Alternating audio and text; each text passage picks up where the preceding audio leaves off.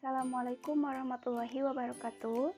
Perkenalkan, nama saya Siti Aisyah dari angkatan 2021 kelas A, Prodi Pendidikan Matematika, Fakultas Keguruan dan Ilmu Pendidikan Universitas Siliwangi. Nah, pada kesempatan kali ini saya akan menjelaskan tentang artikel yang saya buat dengan judul Konsep dan Dasar Berpikir Filsafat. Video ini dibuat untuk memenuhi salah satu tugas mata kuliah Teori Bilangan, Filsafat, dan Sejarah Matematika yang diampu oleh Bapak Dedi Nurjamil, Doktorandes MPD.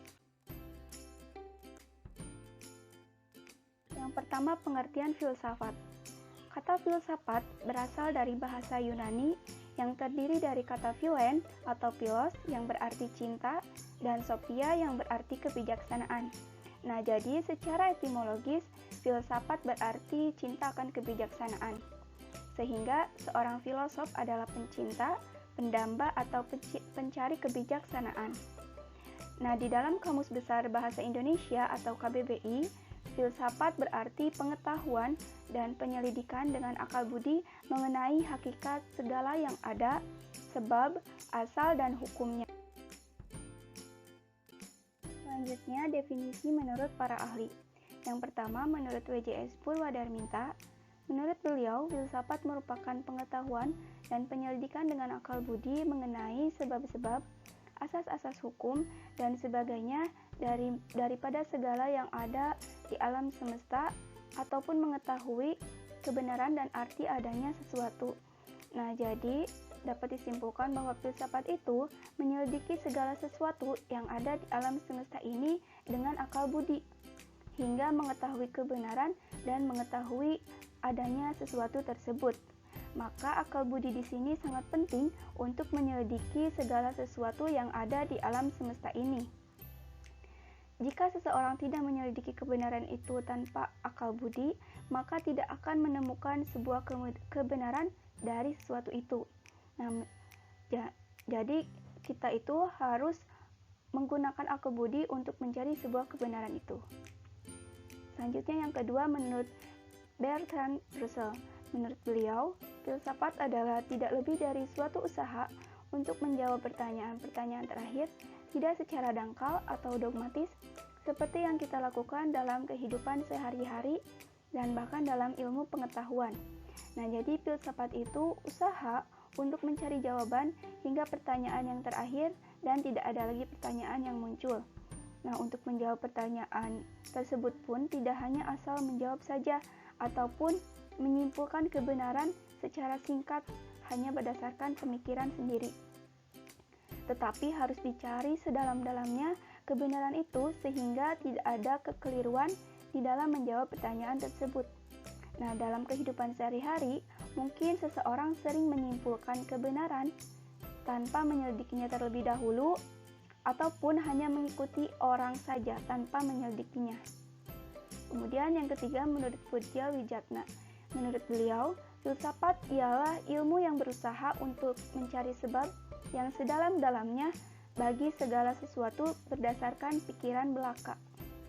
Nah, jadi menurutnya filsafat itu ilmu yang mencari sebab dari sesuatu yang dipertanyakan.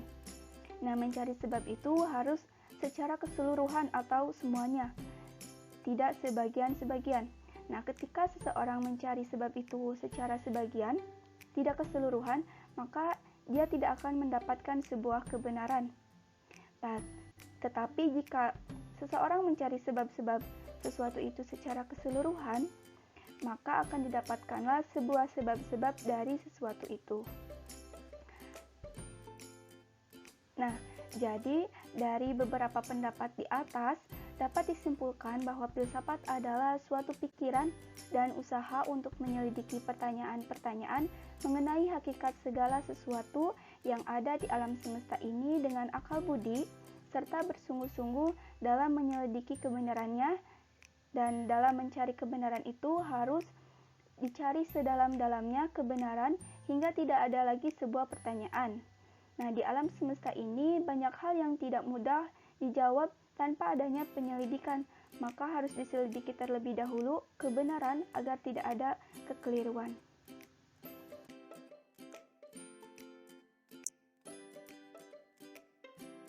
Selanjutnya, objek pembahasan filsafat. Nah, objek pembahasan filsafat itu ada dua, yaitu objek material dan objek formal. Nah, objek material yaitu segala yang ada dan mungkin ada. Nah, contohnya seperti kita sedang meneliti sebuah pohon kelapa. Nah, pohon kelapanya itu merupakan objek materialnya. Kemudian ada objek formal. Objek formal ialah penyelidikan yang mendalam, filsafat ingin tahu bagian dalamnya. Nah, contohnya seperti kan tadi objek material sedang meneliti pohon kelapa. Nah, pohon kelapa itu merupakan objek materialnya. Nah, sedangkan air kelapanya merupakan objek formalnya. Seperti itu.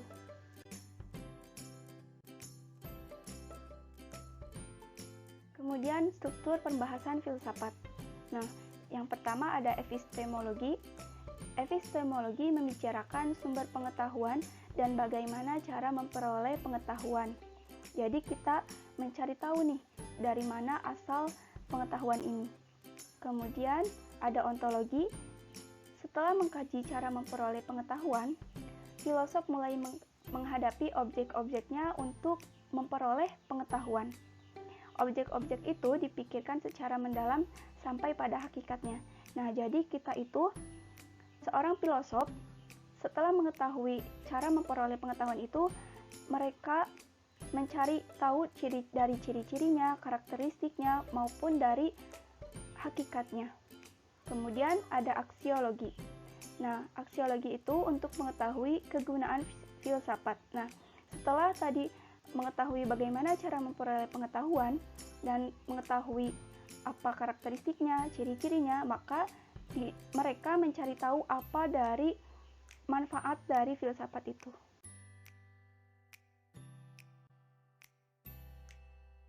Selanjutnya, aliran-aliran filsafat. Yang pertama, idealisme.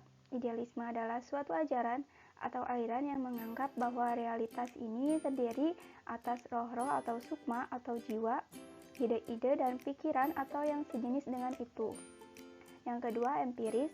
Empirisme merupakan suatu aliran dalam filsafat yang menyatakan bahwa semua pengetahuan berasal dari pengalaman manusia.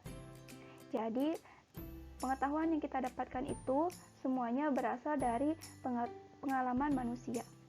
Kemudian yang ketiga, dualisme. Dualisme adalah konsep filsafat yang menyatakan ada dua substansi dalam pandangan tentang hubungan antara jiwa dan raga. Dualisme mengklaim bahwa fenomena mental adalah entitas non-fisik.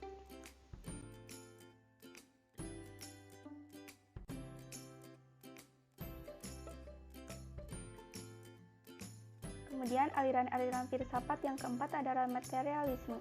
Materialisme adalah suatu aliran dalam filsafat yang pandangannya mengacu dari materi atau benda. Filsafat yang meyakini bahwa tidak ada sesuatu selain materi yang sedang bergerak. Kemudian yang kelima, rasionalisme. Rasionalisme adalah paham filsafat yang mengatakan bahwa akal adalah alat terpenting dalam memperoleh pengetahuan dan mengetes pengetahuan. Yang keenam, fenomenalisme. Secara harfiah, fenomenalisme adalah aliran atau paham yang menganggap bahwa fenomenalisme atau gejala adalah sumber pengetahuan dan kebenaran.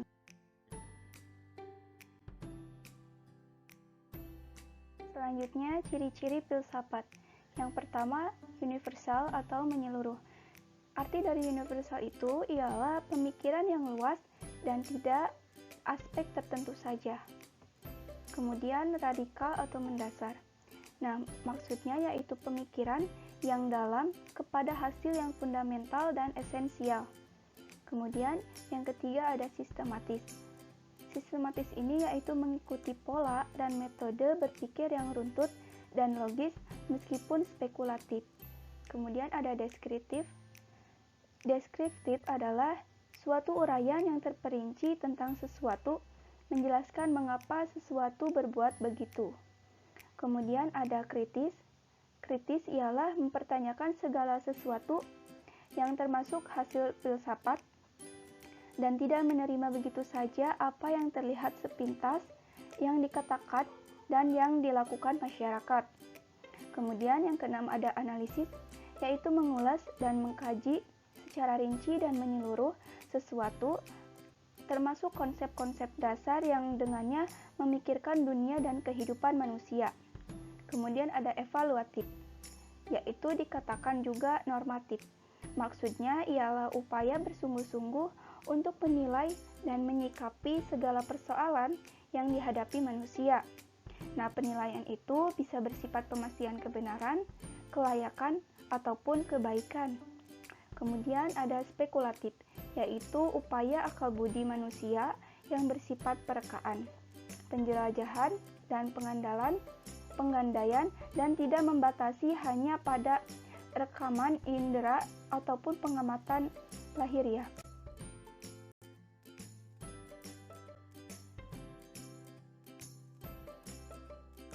Kemudian dasar berpikir filsafat. Yang pertama, sistematis. Pemikiran yang sistematis ini dimaksudkan untuk menyusun suatu pola pengetahuan yang rasional. Yang kedua, koheren. Koheren atau runtut ialah unsur-unsur yang tidak boleh mengandung uraian-uraian yang bertentangan satu sama lain. Koheren atau runtut di dalamnya memuat suatu kebenaran logis. Yang ketiga, rasional. Nah, yang dimaksud dengan rasional adalah unsur-unsurnya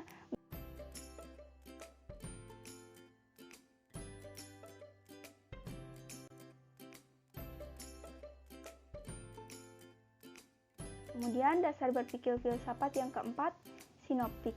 Sinoptik artinya pemikiran filsafat harus melihat hal-hal secara menyeluruh atau dalam kebersamaan secara integral. Yang kelima, konsepsional.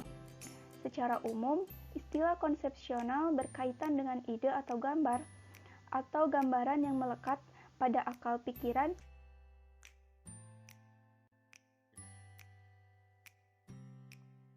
Nah, untuk yang terakhir ada manfaat filsafat. Yang pertama, mendalami unsur-unsur pokok ilmu sehingga secara menyeluruh kita dapat mengetahui, memahami sumber, hakikat, dan tujuan ilmu. Nah, jadi dengan kita belajar filsafat, maka kita akan mengetahui, memahami, tidak hanya mengetahui tetapi kita juga memahami sumber, hakikat, maupun tujuan dari ilmu. Kemudian yang kedua, memahami sejarah pertumbuhan, perkembangan, dan kemajuan ilmu di berbagai bidang sehingga kita dapat gambaran tentang proses ilmu kontemporer secara historis. Yang ketiga, mencari pedoman untuk membedakan studi ilmiah dan non-ilmiah. Dan yang keempat, mempertegas bahwa persoalan antara ilmu dan agama tidak ada pertentangan. Nah, jadi jika kita belajar filsafat, maka kita akan tahu bahwa di dalam ilmu dan agama tidak ada sebuah pertentangan.